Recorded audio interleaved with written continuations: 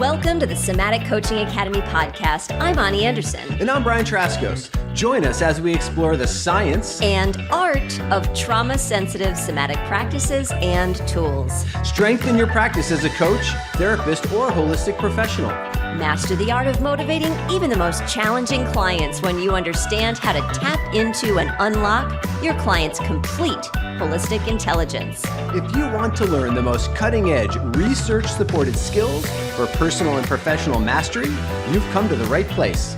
Let's get this conversation started. Hi, and welcome to the Somatic Coaching Academy podcast. We are on episode 125 today. Thanks for joining us. Hey there, Brian. Hey, Ani. How are you? I'm doing well. Great. I am invisible. Well, you are invisible unless people are watching you on YouTube. Oh, okay, that's true. Many of our listeners actually listen on Spotify and Apple Podcasts and things like that. So it is a podcast. Okay, so just imagine that I went invisible. Is that why you're wearing your hood? I'm wearing my hood, yes. I could be invisible that today. was creative. I was wondering why you showed up in a hoodie, and now I know. Thank you for pointing that out. Yep. I'm planning behind everything. Today we're talking about visibility, if you didn't guess. Let's talk about your visibility problem, people. This is something that we talk about in every day, all the time. Our associate coaches are talking about it with their clients. We're talking about it with our clients, group programs, certification programs, you name it. It's all about visibility. Lots of visibility stuff. And especially for entrepreneurs and small business owners that want to grow their business, right? That want to grow their revenue and have struggled with that. And their impact. Yeah. And so we're probably going to slant the conversation towards small business owners and entrepreneurs for the remainder of the conversation. But let's just say that it's probably a visibility problem if you're having trouble having conversation with your partner, your mother, your sister, your brother. Anything that has to do with personal stuff oftentimes is a being seen kind of thing too. Yep. So there's two levels to this in my, the way I look at it, Ani. And that one level is there are lots of people in the world, and I would put myself in this category in my past, certainly. And I think still to some degree that are just visibility averse. Okay. They just don't like to be seen. Okay. Right? They just, for whatever reason, being seen feels like it has, like it's threatening, or there's negative consequences, or they just plain don't like it. Okay. So you're talking about maybe this comes from conditioning, but also maybe it comes from conditioning? Yeah. It comes from conditioning or conditioning. Yeah, exactly. Right. So that's level one. Yeah. Right. So that's one thing when entrepreneurs, small business owners, coaches, consultants are having trouble, like, again, growing their business for more impact and more revenue, and there's a visibility issue, is the first question is, and we'll talk about this a little bit more, is, are you visibility averse? Okay. Level one. Right, so that's level one question. Answer that question for yourselves, listeners. Now, the other issue is that we live in an attention economy. Mm-hmm. Right? I mean, we just live in an attention economy. And actually, nature is based on an attention economy. I could see that. Nature's kind of based on that, right? Right, like the pretty flowers that the bees are attracted to. Exactly. Or the trying to say peacock, but the birds, other birds are coming to mind. Penguins, not penguins. Pretty birds. The peacock's feathers. Colorful cardinals. The colorful cardinal. Yeah, right. Yeah, so birds, bees, flowers. Trees. Trees, bucks, like the deer with the biggest rack, the elk with the biggest rack, the moose with the biggest horns. They're like, ooh la la, like that's, so those things, they capture your attention. Yeah. And so nature actually also lives to a certain degree in an attention economy. Yeah. Right. That survival, reproduction, propagation is really, to a large degree, based on attention, getting attention. Well, that just put a different spin on everything for many of our listeners, I think. Right. So right? Because yeah. we're like, I hate social media, but also there's the birds and the bees. So there's that. Yeah, so so it's already wired into our systems Yeah. that attention equates to, um, well, let's just say success in if we're using Well, success in nature in terms of propagating the species. it's more law of more life right there, Exactly. right? Yep. Like Totally. we want to, well, not we want to, the laws say law of more life, everything's expanding into and evolving. And so, yeah, attention economy helps that continual evolvement. Yeah. Law of more life. And we're wired, our physiology is wired to give more resources to those things that get and hold your attention. Right. And by resources, we mean energy, Time, time, money. money. So in nature, like, money isn't like a thing the way we use money as humans, but certainly time. Like, so bees spend a lot of time around flowers that are bright, Yep. and they spend a lot of energy Yeah. getting to Yeah. flowers that are bright, right? Yep. And animals spend a lot of energy and time getting to other animals that grab their And attention. organizing themselves innately around those things, by the Exactly. way, right? Yeah. So this starts to kind of build a little bit of an interesting scenario here, because it may very well be that someone is attention averse. It also may be that someone is not attention averse, but nature is constructed around and our physiology is wired around naturally giving more resources to things that grab and hold our attention. So let's just kind of put that out right there. And then on top of that, then to your point around social media, the humans have built systems that actually take advantage of that innate physiological mechanism in us about attention. Did you say what level two is? Because I'm not The following level you. two is we are wired to pay attention.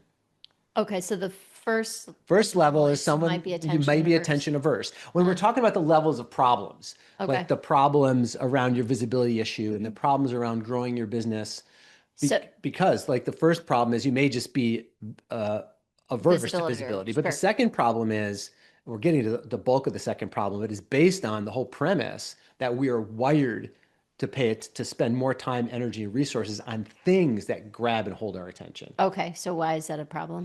Because there are more things to pay attention to now more than ever. And there will be in the future. Correct.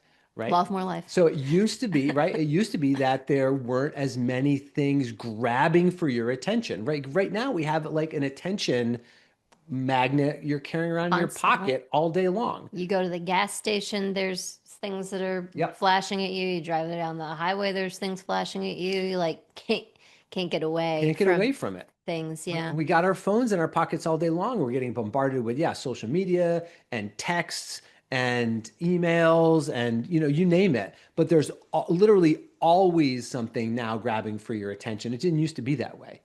Well, yeah. Before we were carrying around phones in our pocket, for sure, there was not Well, that degree of attention even grabbing. like then go another 100 years back and then another 100 years back, and you can just see that there was just less grabbing for our attention in each Yep. of those time periods, you know? Yeah. And the things that really captured our attention were probably, well, more directly supported by our survival needs. Yes, exactly. The attention thing really got sped up as technology really sped up. Yes. And when we say technology, we're not just talking about phones in your pocket. We're talking about like just technological advances, like the tractor, right, for example, or and all that that did.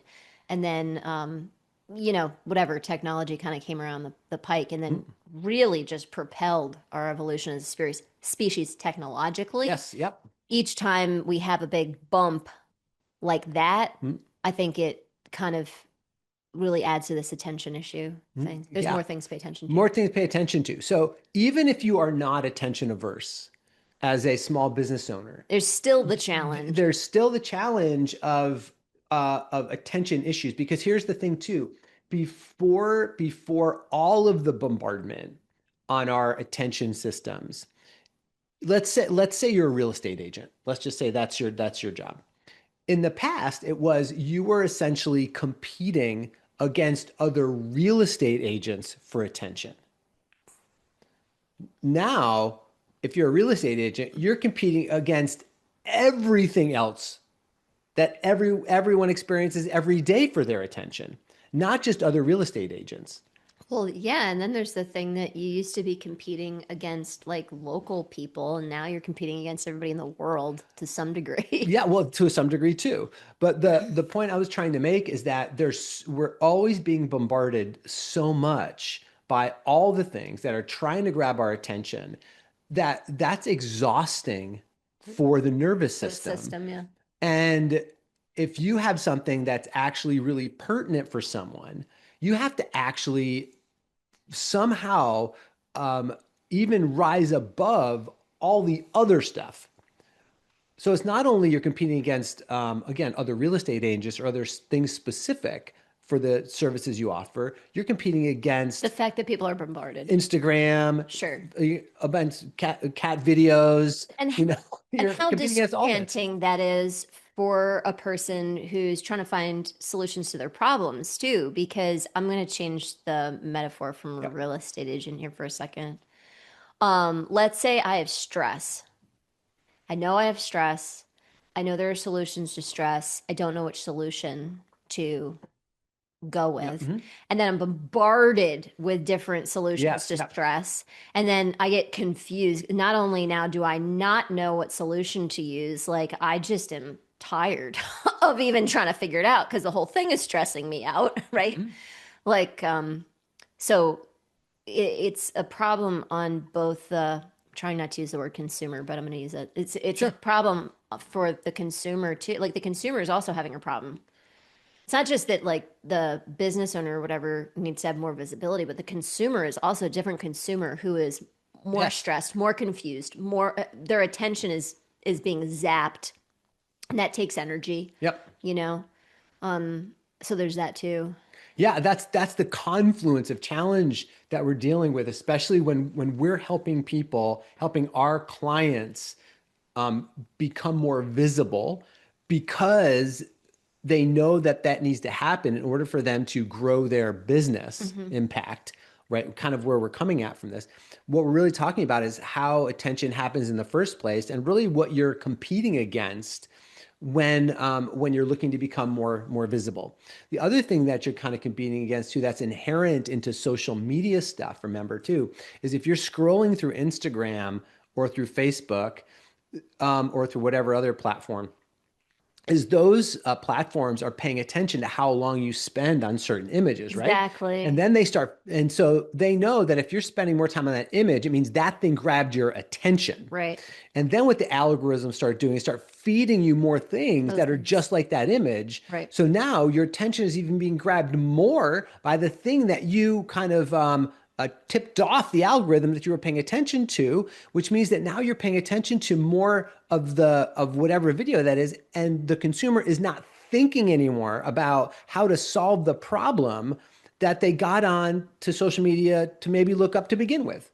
So They're on something else. they're onto something else. Yep. So if you're experiencing, like to your point, experiencing stress, and you get on social media, maybe looking for a meditation class or whatever it is that you think is going to be helpful for stress. On the way to finding that, you get a news article about something catches your attention. And so you stop and watch that one. And then before you know it, you have a ton of other news articles on that exact same thing showing up. And now you're completely derailed from the reason you went on there in the first place because something else caught your attention. And our attention is getting so bad as humans that I know we're talking about social media, but those things happen everywhere now. Yeah, Like I find myself even having a harder time sitting down and reading a magazine, for example, right? exactly, Because I'll exactly. sit Yep. down to watch my goodness, to read a magazine. I can't even talk about it. It's so distracting. I sit down to read a magazine and my attention is being caught by the thing that's happening outside of the window or the notification on my phone or the thing that somebody else said in the room. And it's just harder to pay attention to anything, even if the algorithms aren't feeding you stuff, which they Correct. are. Yep. And part of the reason our attention is getting so bad is because of all the algorithms.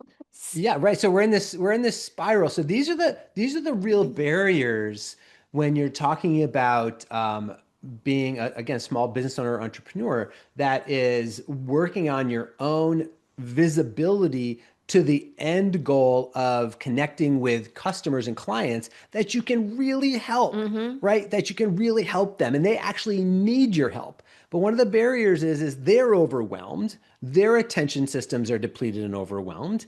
And that's even if you don't have a visibility issue, Right. right? Yeah. That you've got to find some way to overcome to navigate the inherent challenges that people are wired to pay attention to the things that are more attractive to them. We're going to talk about the four categories that will naturally attract attention, though, in a minute, because to hopefully kind of give you an idea of like where do you want to actually Yes, this work sounds this pretty system? depressing so far. Yeah, where do you want to work the system? So there is a solution to this. I just want to bring up something too, because some people recognize they have a visibility problem and some people don't, but they do have a Yes, they do. visibility Yep. problem. Mhm. So I would say if you're trying to grow your business and it's not going swimmingly, that like at a pretty decent clip, that you're likely very, very, very likely dealing with a visibility issue, even if you don't recognize it's a visibility issue, Yes. just so you can start orienting yourself around something that's helpful. We see it all the time with clients. They don't think they have a visibility issue and it comes up. I remember there was a client we were working with for about 2 years, and they were dealing with procrastination, decreased motivation, productivity, those kinds of things. And it was about 2 years later that we discovered that he had a problem in the past where he had been fired from his job and he still had all this guilt and shame wrapped around it. And so he wasn't actually taking action because this block was really stopping him from moving forward. It was a visibility Yeah. issue, but it was masquerading as a productivity issue and a motivation issue and all kinds of stuff. So once we were able to release the shame and guilt around the job loss thing, then they could move forward and the productivity and motivation actually wasn't so much of a problem. And then they could move forward with the things that really moved the needle, which was visibility. Visibility, right? Great point. Great point. Now, what we have to realize too is both for ourselves and for your potential clients is that paying attention always costs something, right? There's always a cost comes along with it. And at the fundamental level, that cost is energy. Like it takes energy to pay attention. It even takes energy to pay attention to something that is uh, really stimulating, Yeah. right? And it's even costing energy to do that. Yeah, one of our kids is overseas right now and immersed in French culture for the first time. And she sent me text recently and was like, I'm so hungry. I don't understand why I'm so hungry. It makes perfect sense to me. She's expending a ton of energy because there's so many things she has to pay attention to right Yeah. now. She has to pay attention to so many things. And of course, she's hungry. Yeah. Yeah. And probably and tired too, right? Yeah. You can fatigue Yep. really quickly. So you have to realize for you, as the individual, what you're paying attention to is costing you something. You just want to kind of put that out there. So when you pay attention to what you're paying attention to, if you have any energies with any issues with energy management, one of the places you can start looking at is, well, what am I paying attention to and how much energy is that costing me? Because there's always an exchange there. Absolutely. That's one of the things that I noticed for me. I have pretty darn good attention or energy management because of the things that we do here for sure. And when my energy management starts to tip, I have a much decreased ability to consciously manage my attention. Yeah. Yeah, and I'm not going to talk about it now, but we've done some past podcasts on dopamine and kind of dopamine addiction and those sorts of things. So a lot of what we're talking about too actually ties into the dopamine and reward system because attention and reward systems kind of go along together. Right. So if you're like, what about dopamine? Like go back and look at a couple of podcasts that we've done on motivation and dopamine, and there's some good information in there.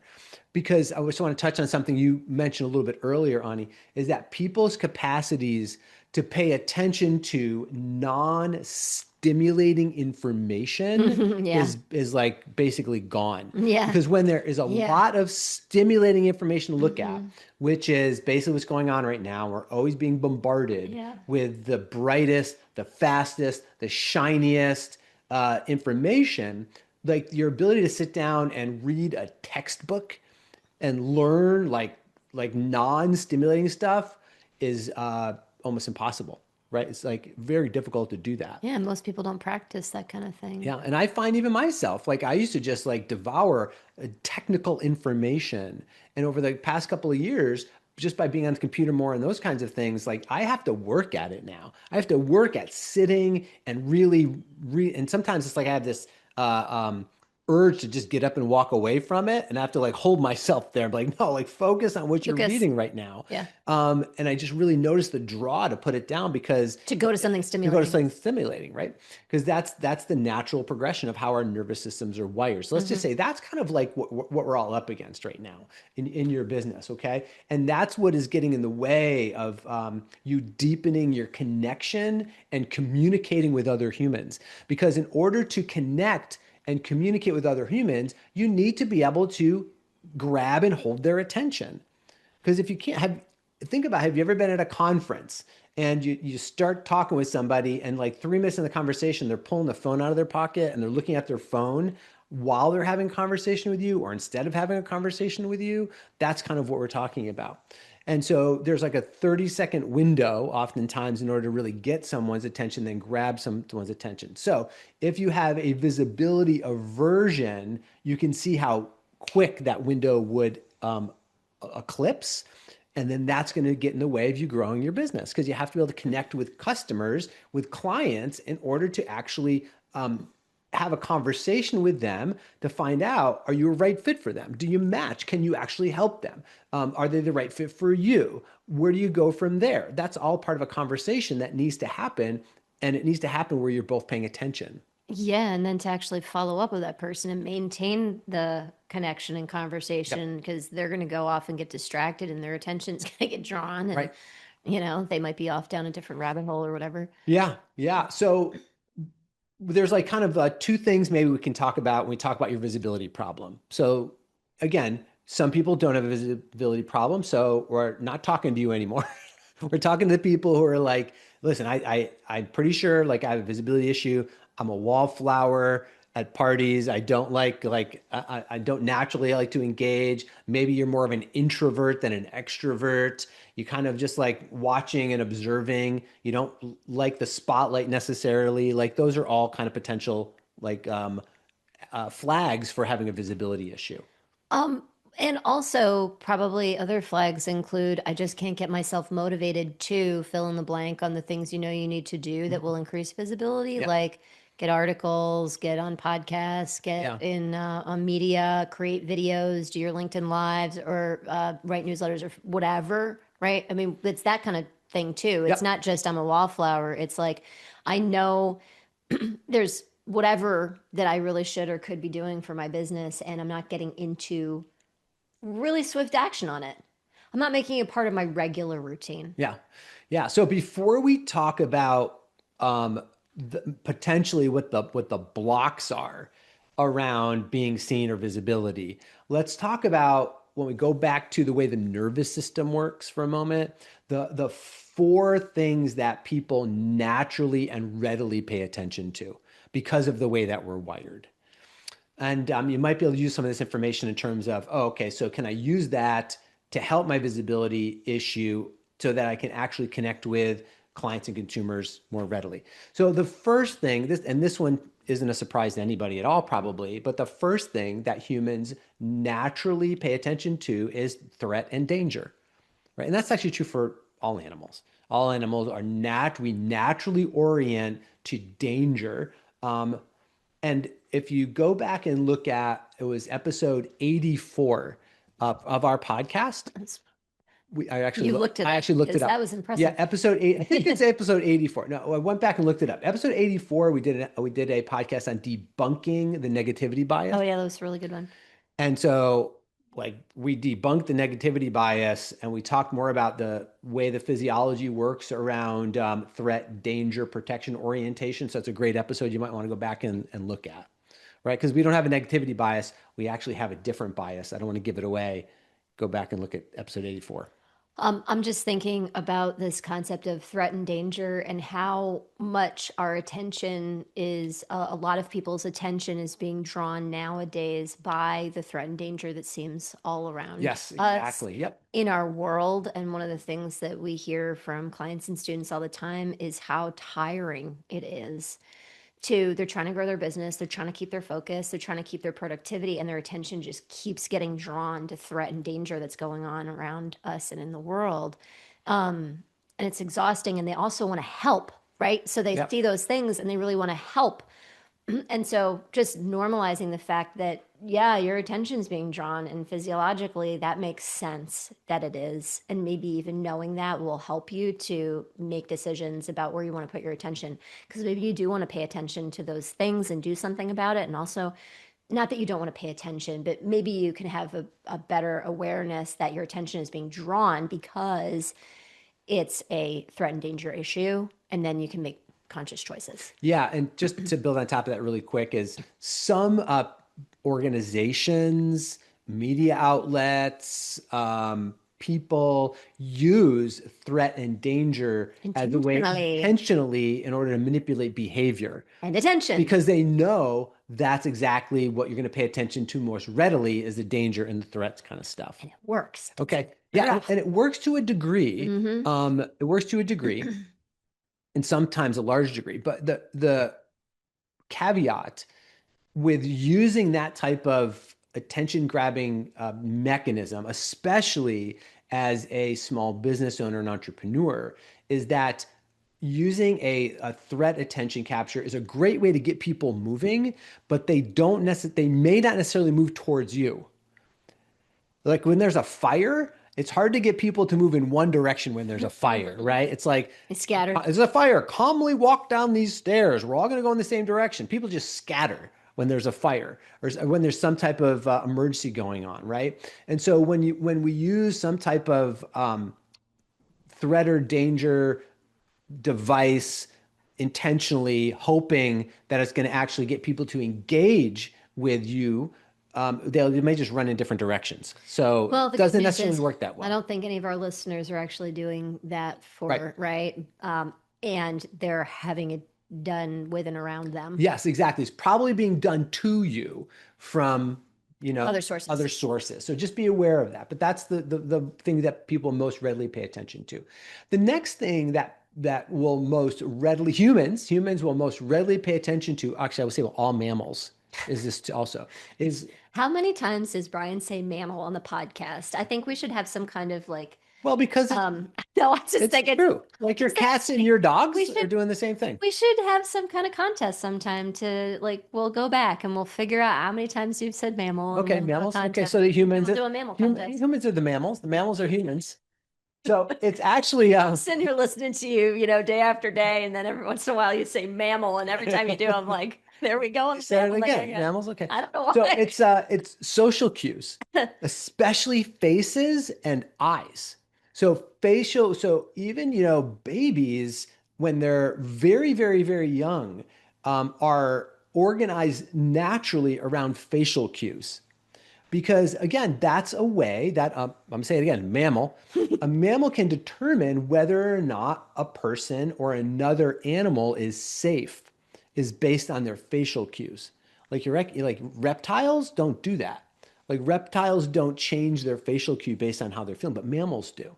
All mammals do. That is very interesting, And Brian. actually, and that's because mammals have a ventral vagal complex conduit right. where reptiles don't. Right. And so that ventral vagal complex, which wires itself into the face, the throat, the eyes, the inner ears, is a way that we socially project safety or the opposite of safety, but it's done through facial cues. And so that's a natural thing that we kind of pick up on. So that's why it's important as a entrepreneur or small business owner that you find a way to radiate through your face a sense of warmth, safety, inviting, because that's a way actually you'll actually cue into people more. Radiate through your face. Radiate through your face. And if you look through magazines or if you're looking on social media, like we're attracted to people who are smiling, who have shiny eyes, right? Yeah. And we're less attracted to people who are Dead like inside. flat inside, flat eyes, grumpy, grumpy mouths. I'm kind of using emotion, although I shouldn't really do that. But like downward turned So lips attract less than upward turned lips. there's actually research to that attractive I'm going to use that in kind of air quotes, attractive people sell more things. Mhm. Like, right, like kind of subjectively attractive Yeah. people sell more things. And so there's definitely something to that. But there's the thing is, the crappy thing we do in our heads about especially women, I think, do this, like, oh, I look so bad, I look so Mhm. old, like whatever. Um, Think about somebody who just is really alive inside Mhm. and they are so attractive. Even if there is no makeup, fancy jewelry, wonderful clothes, or whatever, they're just like so attractive. There's something about being lit up inside that really is magnetizing. Yep. So, yeah, about maybe doing things with your clothes or your makeup or whatever. And it's not just that, it's like turning the lights on Yeah. is Yeah, huge. and I just feel like I need to say too that even that definitely transcends even body type, because in our society certain body types get preferential treatment versus other body types. But when you really meet somebody whose their eyes are lit up, to your point, Ani, and there's vitality kind of flowing through them, and that vitality shines through the person's eyes, and there's this warmth, this inviting, there's a lightness like that that radiates from people's faces, and that's very captivating. And you can do something about that, by the Yes, way. There's exactly. things that you can do to really Yep, help that. Like it's not just a you're born this way kind of thing. There are things you totally. can do to help that. I was thinking about an example that was kind of like a born this way kind of thing. I remember being at a meeting with colleagues at some point and talking about a fellow colleague that we were both recognizing we each knew from different Mhm. places and having this moment of like, oh my gosh, like they're so captivating. And we were trying to describe this person and the conversation was just about like, God, I don't know what it is, but they're just like their eyes and their smile and they just exude Mhm. this radiating from their faces, like you Yeah. said. And I'm sure you can think of listeners, person like that in your life who either you've met personally or you've seen on the screen. I'm toggling through a few in my own head. And yeah, that's you can definitely do something about that. Definitely do that. And so that's like all these practices that bring more vitality into the body and into the Oh opening yeah. up those emotional blocks. Like that's all the work that we do, with our clients in here at the Somatic Coaching Academy. But that's a thing that you can do for sure. I think one of the things that clients who work with our team, one of the things that people come for is to stop repelling clients. Mm, mm, So let me just take a moment here because it's actually what we're trying to help them do is to get into this place where they are actually increasing their vitality so they're naturally magnetic. yeah. But the way that it shows up is I'm doing the things and I don't seem to be landing the deals. So I'm having the conversations, I'm going to networking, I'm posting, I have a newsletter, I have workshops, whatever, but like people don't seem to be coming towards me. So, one of the things that we say about that is, are you repelling? Does it seem like you're repelling clients? And if that's you, like if you feel like that, then that's what we're talking about here. There's ways Yep. to actually turn that around Turn that around. so you can be magnetizing. Yep, awesome. So the third one, this is another important one is novelty. Mm-hmm. So something that stands out Yep. from the crowd, Yep. something that is just different. Novelty means different. Different. And so when a person is scanning through a crowd, we have these beautiful cardinals around our house, and so these bright red cardinals. And oftentimes, when I'm kind of looking through the backyard, and right now there's snow on the ground, there's white and there's green and there's brown around us right now. And I'll be scanning through the woods and I'll see like a red, like a light bulb. Yeah. Like, and I'll Ooh. be like, ooh, Oh, there it is. There's the cardinal. And I'm not sure how that works for survival instincts for the cardinal, because it seems like yeah. there should be Seems other like animals that are like, yeah. hey, there's a cardinal. Yeah. Anyway, but they stand out. And so Yeah. they capture your attention. And there's now I'm paying attention to the cardinal. And again, that's costing me something, energy, because I'm paying attention. But it also brings me a lot of joy and I feel great watching the cardinal. But here's the point. I get back to the point here is that it's about novelty. So when you're scanning in the environment and you come across something that is different than everything else in the environment, it activates the salience network in your brain. And so the salience network is the part of your brain that pays attention to something and then kind of asks a question. It asks the question do I need to pay attention to this thing? Is it safe for me to pay attention to this thing? Am I paying attention to it because there's potential danger? That links back to that first level, okay? But then it also you asked a question, am I paying attention to this thing because there's some inherent benefit to paying attention to it?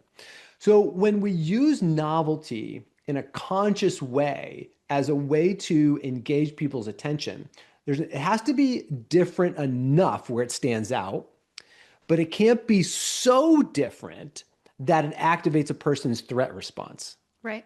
right? So that's a really important balance you have to gauge. So in other words, if I go to a conference and I'm with a bunch of people and like how can I stand out? So I'm going to wear a hat, right? So I'm going to wear my cappy. You do. And so my You wear cappy your little makes hat. me stand out a little bit. And they're like, oh, there's Brian, because they just see like a cap going through the crowd. Short And like, cap. there he is. There's your cappy. So that's my cap. But if I if I wore no other clothes and just a cap, Well, then you'd really stand out. I would really stand out, But but that could activate certain people's threat responses, yeah, right? you could do that in Vermont as long as you left the house like that, by the Okay, way. but it would be legal, but it still could activate people's threat It responses, would be illegal in right? other And then places. you have a bunch of people running scattering. That's right. So just like I Fire. just like I said, a fire off sort of thing. So that would be too different and would activate people's threat responses. So you have to kind of find the balance between what's different enough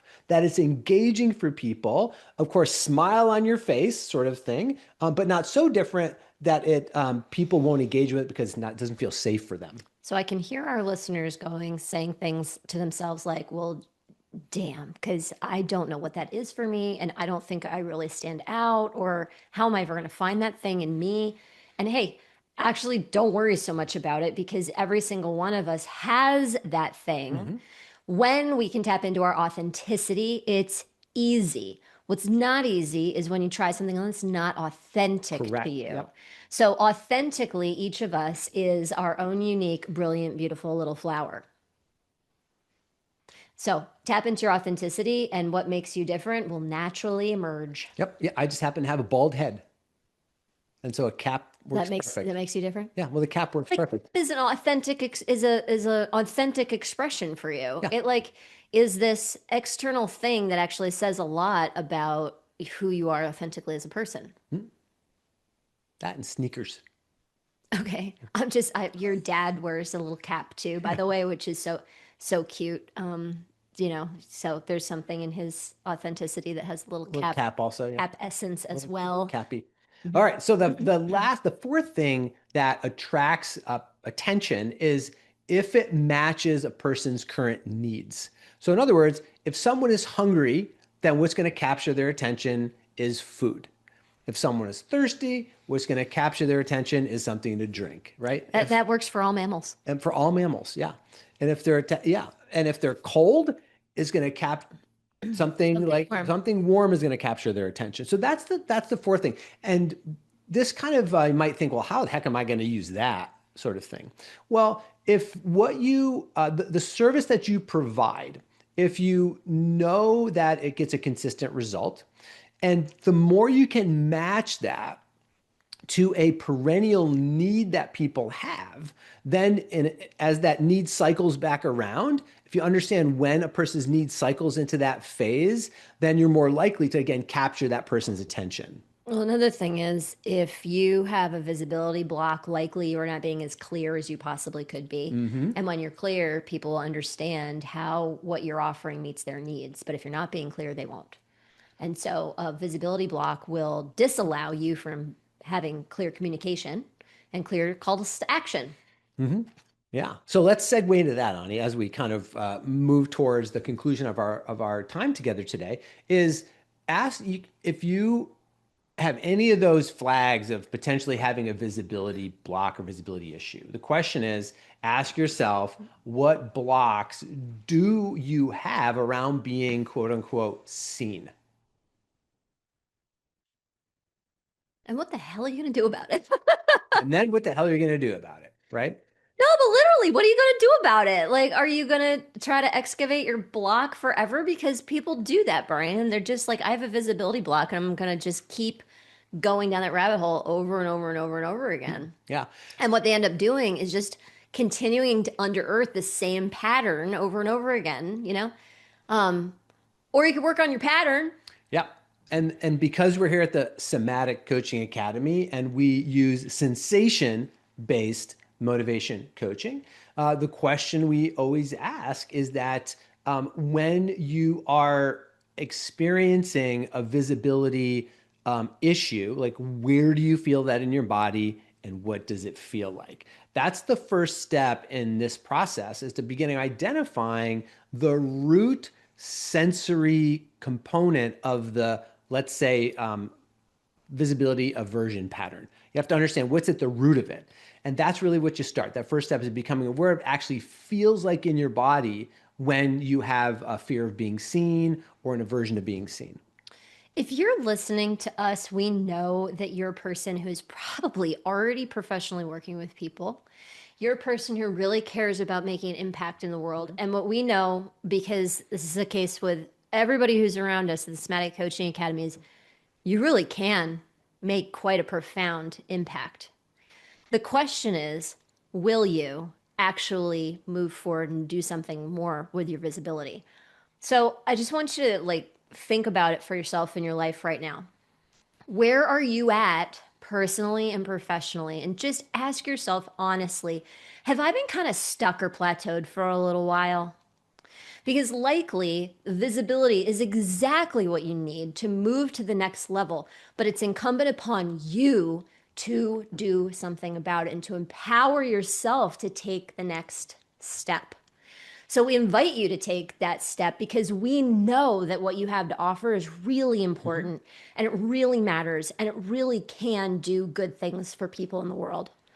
But you gotta take the step to do it. Yep. Yeah. The change that you are meant to bring here into the world won't happen unless you can connect with people in a really authentic way and grab and hold their attention for a long enough period of time to transmit your gift, your purpose to them to help them change their life. And we can help you do that if you'd like to have some help with that. I mean, hey, if you are hearing us now, you've listened to this entire episode, which means that we have captured your attention for what, like 30 minutes? Mm-hmm. So, hey, thanks for spending your time and energy here with us. Every time you do, and you're listening to the Somatic Coaching Academy podcast, we really appreciate it. And when you move into programs and you do courses with us and coaching with us and things like that, we know that we're going to be able to meet you and in that exchange of energy. And we really appreciate it. So we love having you as a part of the community. So for now, it's time to go. Yep. We'll see you next time. Thanks so much for spending your week with us, friends. Take care. Bye. Bye. Thank you for listening to this episode. We hope that this conversation will help you improve your practice and change the way you think about your work, your clients, and yourself. Continue your exploration of trauma-sensitive somatic coaching by listening to more podcast episodes at somaticcoachingacademy.com. You could be the trusted guide that people turn to help them with their most challenging situations and to reach their most precious goals. Thank you for joining us. We'll see you next time.